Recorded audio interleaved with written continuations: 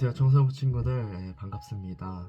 이제 오늘부터 니고데모의 안경이라는 책을 가지고 여러분들과 같이 나누려고 하는데, 저는 1장 세계, 세계관 그리고 문화를 같이 보도록 하겠습니다. 이 책에서는 먼저 세상과 인생을 보는 창이라고 해서 창문을 예로 들어서 세계관을 설명합니다. 무슨 뜻이냐면, 다들 집에 창문이 있으시죠?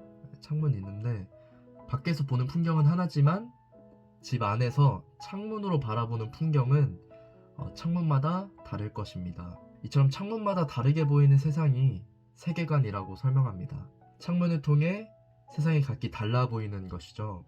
하지만 창문만 그런 것이 아니라 한편의 영화가 세상을 달리 보게 만들 수도 있고, 책이나 인터넷을 통해서도 세상을 다르게 보여준다는 것입니다.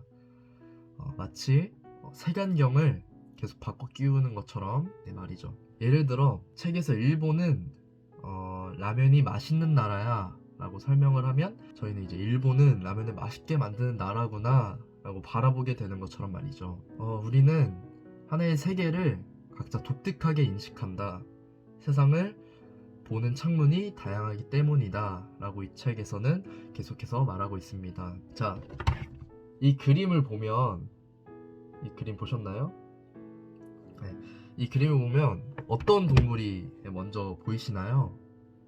오리가 먼저 보일 수도 있고 토끼가 먼저 보일 수도 있습니다. 인간은 본대로 이해한 대로 세상을 살아가고, 보는 것은 믿는 것이고 우리는 믿는 것에 의해 살아간다라고 책에 나와 있는데, 위의 그림을 보면 오리라고 믿었던 사람은 오리를 보고, 토끼라고 믿었던 사람은 토끼로 보는 것처럼 믿는 것을 보기도 합니다. 그래서 클리포드 기어츠나 제임스 올시우스의 말처럼 세계관은 두 가지 요소를 가집니다. 첫 번째, 세계관은 세상과 삶에 대한 조망이고, 두 번째, 세계관은 세상과 삶을 위한 조망이다.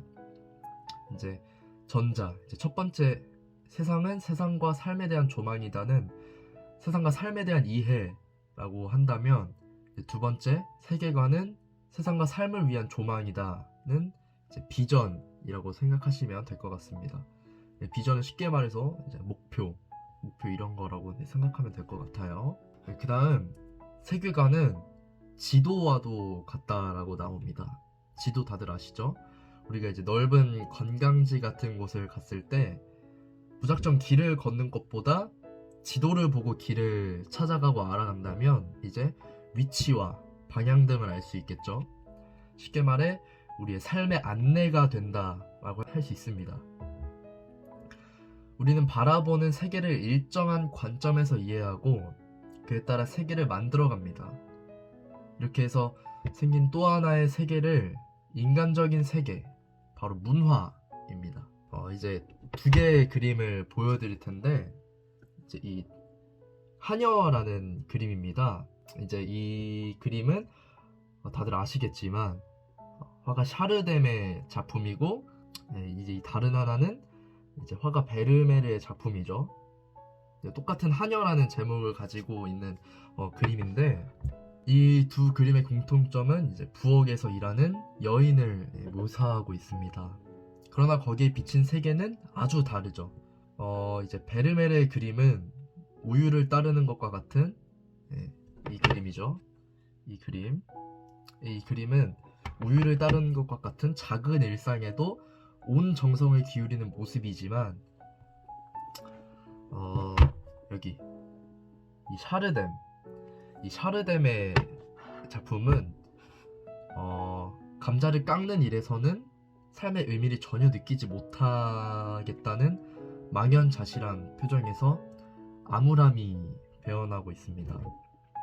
이 그림처럼 하녀를 보는 다른 관점을 계속해서 열어주는 것이죠, 이 그림을 통해서. 근데 지금까지 이런 이야기들만 들으면 세계관이 매우 상대적인 개인의 관점처럼 이제 이해될 수 있는데, 책에서는 세계관이 공동체적이다 라고 설명을 하고 있는데, 같은 문화, 같은 언어권인 경우 세계관이 같거나 흡사하다고 나옵니다. 그 이유는 세계관이 한 문화의 구성원 전체에 영향을 미치기 때문입니다. 이해가 가셨나요? 네, 다음으로 이제 가장 대표적인 세계관의 전수 방식은 이야기라고 이제 책에서 설명하고 있는데, 이제 이야기를 통해 비전을 제시하는 세계관의 가장 대표적인 예로는 이제 히브리 전통이라고 합니다. 물론 구약이나 신약 성경에는 세계관이라는 단어는 나오지 않지만 그와 같은 뜻을 가지고 있는 환상, 소망, 꿈 등이 모두 세계관과 연결될 수 있는 단어들입니다. 그중 환상과 같은, 특히 환상과 꿈은 특히 구약 성경에서 많이 사용되는 하나님의 계시 방식인데, 그것을 통해 하나님은 히브리인들의 닫힌 눈을 여시고 세상과 미래를 바라보게 하셨습니다. 아브라함을 비롯한 믿음의 열조들은 모두 이 비전을 통해서 삶과 세상을 바라본 사람들이었습니다. 이들은 믿음으로 보는 사람들이었고 보아야 믿는 사람들이 아니었습니다. 그리스도인의 비전 역시 마찬가지입니다. 이제 그 내용을 다음 시간부터 선생님들이 또 한 분 한 분 나와서 설명해 주실 텐데, 계속해서 같이 책 나누고 같이 또 이렇게 생각하고 또 같이 나누는 시간 되었으면 좋겠습니다. 네, 감사합니다.